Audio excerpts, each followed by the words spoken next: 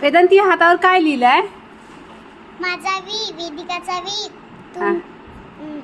Nishita टीचरचा N, माझा we, तुमचा M. हा. एन म्हणजे काय? निशिता टीचर. आणि एम म्हणजे? मीरा टीचर.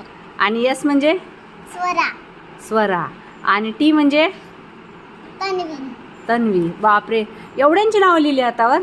किती छान. तुझ्या हातावर दाखव. काय आहे बेटा हे? वीचा वेदिका. व्हीचा वेदिका. वेदिका तुझी फ्रेंड आहे ना? हां. एम? मीरा टीचर. हां, मीरा टीचर पण फ्रेंड आहे का? आणि हा?